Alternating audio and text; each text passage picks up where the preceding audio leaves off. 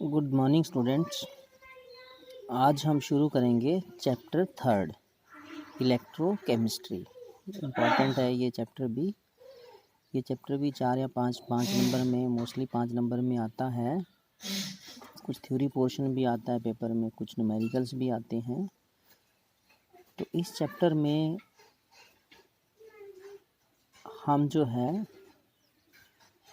कुछ चीज़ें पिछले साल हमने जो पढ़ी हैं रेडॉक्स रिएक्शन वाले चैप्टर में, वो भी डिस्कस करेंगे कि इलेक्ट्रोकेमिकल सेल क्या होता है ना, ऑक्सीडेशन पोटेंशियल क्या है, रिडक्शन पोटेंशियल क्या है, इलेक्ट्रोकेमिकल सीरीज़ का क्या मतलब है, स्टैंडर्ड रिडक्शन पोटेंशियल निकालते कैसे हैं किसी इलेक्ट्रोड का। तो ये बेसिक चीज़ें जो हम पहले भी कर चुके हैं वो इस चैप्टर में भी हम पढ़ेंगे।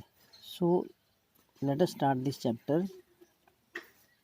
तो सबसे पहले इस चैप्टर में हमारे पास क्या है, डेफिनेशन ऑफ इलेक्ट्रोकेमिस्ट्री है ना। तो बहुत सिंपल सी डेफिनेशन है इलेक्ट्रोकेमिस्ट्री की। वर्ड जो है इलेक्ट्रो और केमिस्ट्री है ना, अपने आप में एक्सप्लेनेटरी है।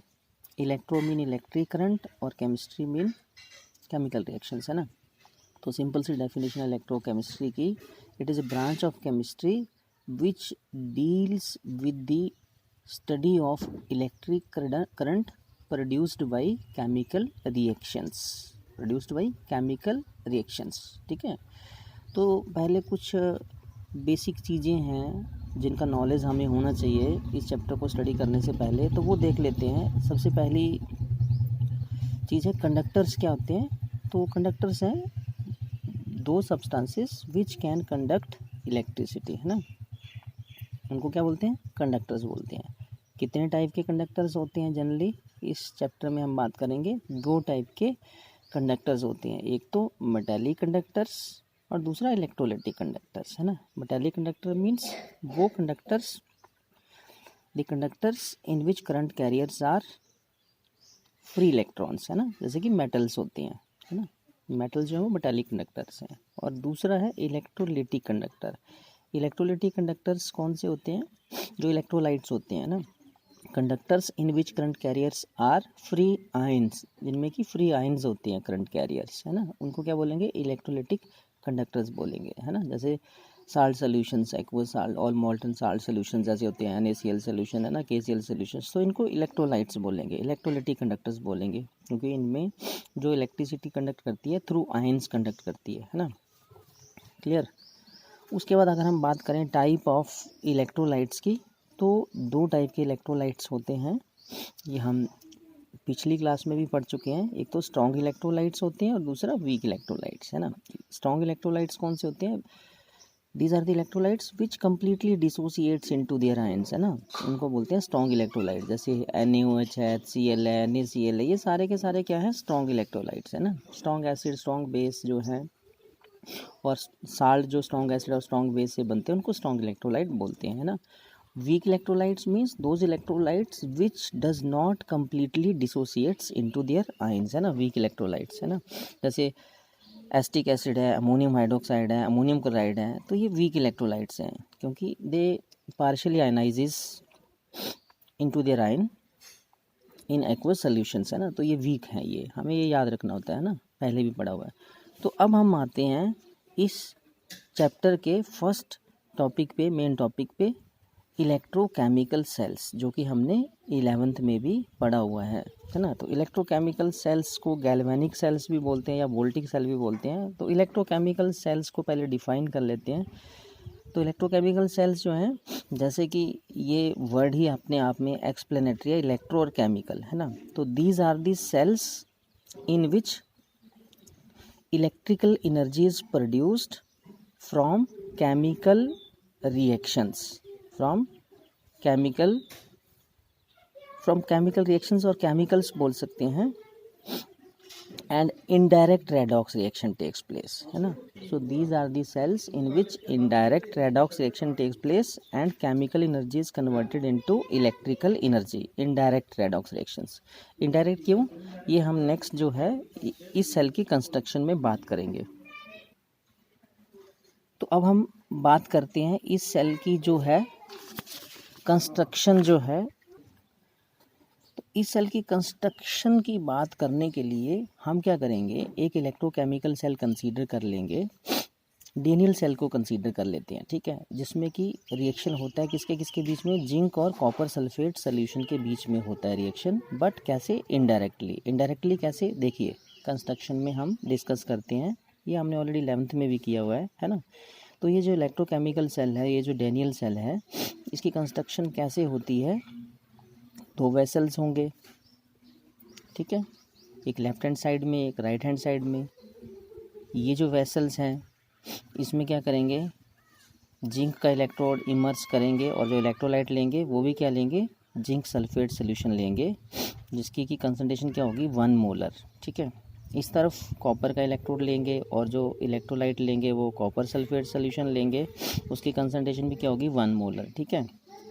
जनरली इलेक्ट्रोकेमिकल सेल्स की जो स्टडी करते हैं वो किस टेम्परेचर के करते हैं, नॉर्मल टेम्परेचर पे या स्टैंडर्ड टेम्परेचर पे, और यहाँ पे हम जो स्टैंडर्ड टेम्परेचर लेते हैं वो 298 केल्विन लेते हैं, ठीक है, रूम टेम्परेचर को स्टैंडर्ड मानते हैं, ये आपने याद रखना है, क्लियर।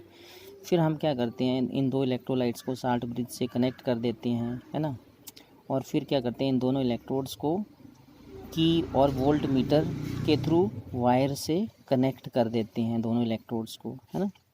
तो ये जब सारा सेल जो है इसको सेटअप करते हैं, इस सेल का, ये जो इलेक्ट्रोड्स है इसको एनोड बोलते हैं, नेगेटिव, है ना, जो लेफ्ट साइड में होता है, क्यों बोलते हैं अभी बताता हूँ, और इस इलेक्ट्रोड्स को कैथोड बोलते हैं, पॉजिटिव, जो राइट साइड में होता है ना। ये सारी चीज़ें हमें पता भी हैं, लेकिन फिर भी चलो एक बार डिस्कस कर लेते हैं ना।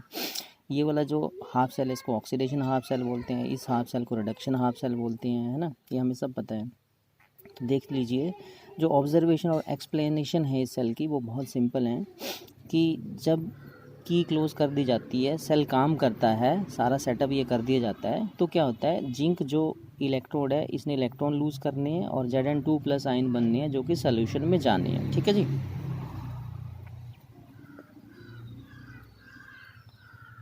तो जिंक इलेक्ट्रॉन लूज करेगा, तो ये जो इलेक्ट्रॉन लूज करेगा इसी की वजह से ये जो इलेक्ट्रॉन्स जो है ना, जिंक के ऊपर नेगेटिव चार्ज लिखते हैं, ये जो एनोड का काम कर रहा है, और ये इलेक्ट्रॉन इस वायर के थ्रू इस तरफ जाती है, ठीक है।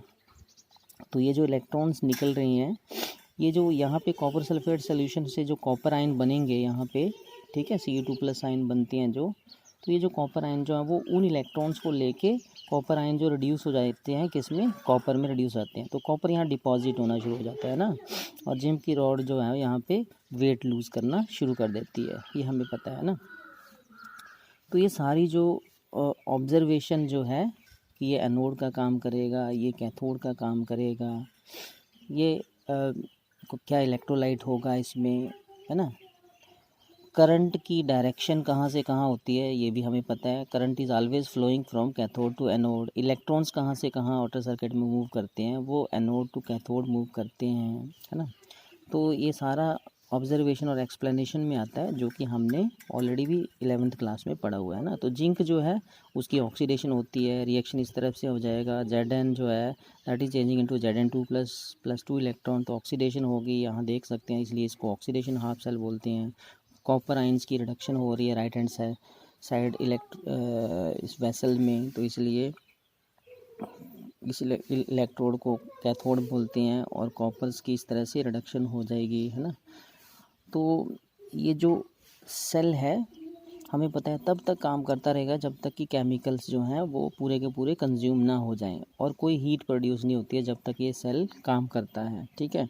जैसे ही कंज्यूम हो जाएंगे सारे केमिकल्स, तो फिर ये सेल काम करना बंद कर देता है। ये सारी चीज़ें हमें ऑब्जर्वेशन और एक्सप्लेनेशन में पता है ना। अब इस सेल की जो रिप्रेजेंटेशन है वो कैसे करेंगे वो भी हम थोड़ा सा देख लेते हैं। पहले हम बात कर लेते हैं ये जो साल्ट ब्रिज है इसके फंक्शंस की, है ना, क्योंकि हमें पता भी है। तो 3 फंक्शन होते हैं साल्ट ब्रिज के। पहले इसकी डेफिनेशन हम देख लें। साल्ट ब्रिज की डेफिनेशन तो क्या होती है, it is a inverted U shape tube which consist of a semi solid paste of KCl और KNO3 मेड इन अगर अगर सोल्यूशन, ठीक है। सेमी सॉलिड पेस्ट बनाते हैं वो इसमें भरते हैं, है ना, क्योंकि अगर सेमी सॉलिड पेस्ट नहीं होगा तो फिर, और यहाँ पे कॉटन प्लग लगा देते हैं ना, तो कॉटन प्लग लगाते हैं ताकि वो पेस्ट जो है निकल के बाहर ना जाए, है ना। तो अब इसके फंक्शन की बात करते हैं। पहला फंक्शन है, एक तो ये सर्किट को कंप्लीट कर रहा है, क्योंकि अगर ये नहीं लगाएंगे तो सर्किट कंप्लीट नहीं होगा, है ना। तो सर्किट क्लोज नहीं बनेगा तो रिएक्शन नहीं होगा, तो इट कंप्लीट दी सर्किट। दूसरा, it do not allow the mixing of two electrolytes taken in two half cell, है ना। ये जो इलेक्ट्रोलाइट है, जिंक सल्फेट लिया या कॉपर सल्फेट लिया, इनको मिक्स नहीं होने देती है ये, है ना, क्यों मिक्स नहीं होने देती है। और तीसरा, it maintain the electrical neutrality of two electrolyte taken in two half cell, है ना। इलेक्ट्रिकल न्यूट्रलिटी कैसे, देखिए बहुत सिंपल सा है कि जैसे जिंक इलेक्ट्रॉन लूज कर रहा है, जिंक डॉट जो है, तो क्या बन रहे हैं, Zn2+ आयन बन रहे हैं। तो एक ऐसा टाइम आएगा जब बहुत सारे Zn2+ आयन हो जाएंगे, तो फिर ये जिंक इलेक्ट्रॉन लूज नहीं कर पाएगा, रिएक्शन नहीं हो पाएगा। तो इमीडिएटली फिर साल्ट ब्रिज से वहाँ पे क्या निकल के Cl नेगेटिव आयन वहाँ से निकल के आएंगे और Zn के साथ कंबाइन करके ZnCl2 बना लेंगे, जो सोल्यूशन में एक्वस फॉर्म में रहेगा, तो न्यूट्रलाइज कर देगा, है ना। ऐसे ही इस तरफ होगा, तो न्यूट्रलाइज कर देगा ताकि जो है वो रिएक्शन चलता रहे, है ना। तो तीसरा क्या था, it maintain the electrical neutrality of two electrolyte taken in two half cells. ये हमने 11th में भी पढ़ा हुआ है, क्लियर। अब हम देख लेते हैं कि इस सेल की जो डेनियल सेल है जिसमें रिएक्शन हो रहा है जिंक और कॉपर सल्फेट के बीच में, उसकी रिप्रेजेंटेशन कैसे करते हैं। तो देख लीजिए, बड़ा सिंपल है। Representation of an electrochemical cell, सबसे पहले एनोड जो है उसको लिखते हैं, एनोड के इलेक्ट्रोड को लिखते हैं, फिर एनोड के इलेक्ट्रोलाइट को लिखते हैं, फिर ब्रैकेट में कंसंट्रेशन लिखते हैं, ठीक है। फिर कैथोड का जो इलेक्ट्रोलाइट है वो लिखेंगे, उसकी कंसंट्रेशन लिखेंगे, और फिर कैथोड का इलेक्ट्रोड लिखते हैं, ठीक है। तो लेफ्ट हैंड साइड में इसको बोलते हैं ऑक्सीडेशन हाफ सेल, और ये इन दोनों चीज़ों को एक दो लाइनों से सेपरेट करते हैं, जिसको कि क्या बोलते हैं, हम साल्ट ब्रिज बोलते हैं, ठीक है। राइट हैंड साइड में इस चीज़ को क्या बोलेंगे, रिडक्शन हाफ सेल बोलेंगे, ठीक है। तो जैसे ये डेनियल सेल था तो उसको कैसे रिप्रेजेंट करेंगे, Zn लिखेंगे, फिर एक लाइन लगाएंगे, फिर ZnSO4 लिखेंगे, फिर कंसंट्रेशन लिखेंगे 1 मोलर, फिर CuSO4 लिखेंगे एक्वस, फिर उसकी कंसंट्रेशन और Cu लिखेंगे ना। और अगर हम सल्फेट को नाम लिखें क्योंकि ये कॉमन है, तो फिर हम आयन की फॉर्म में ZnSO4 की जगह Zn2+ लिख सकते हैं एक्वस, और CuSO4 की जगह पे Cu2+ लिख सकते हैं, ठीक है। तो इस तरह से हम ये लिख सकते हैं, ये रिप्रेजेंटेशन है किसी भी इलेक्ट्रोकेमिकल सेल की। तो ये तरीका होता है इलेक्ट्रोकेमिकल सेल को रिप्रेजेंट करने का। देखिए एक चीज़ याद रखना, ये जो सेल है स्टैंडर्ड कंडीशंस पे काम कर रहा है, इसलिए जो कंसंट्रेशन यहाँ पे स्टैंडर्ड ले रखी है, 1 मोलर ले रखी है, और टेम्परेचर भी नॉर्मली हम स्टैंडर्ड टेम्परेचर मानते हैं कि ये उसके ऊपर ऑपरेट कर रहा है, और जो कि 298 केल्विन होता है, ठीक है। तो ये, और प्रेशर भी अगर हम बोलें तो वो भी एटमॉस्फेरिक प्रेशर जो है उस पर ये रिएक्शन हो रहा होता है, हम ये मान के चलते हैं। तो स्टैंडर्ड कंडीशंस पे हम अभी बात कर रहे हैं किसी भी सेल की, क्लियर। Thank you.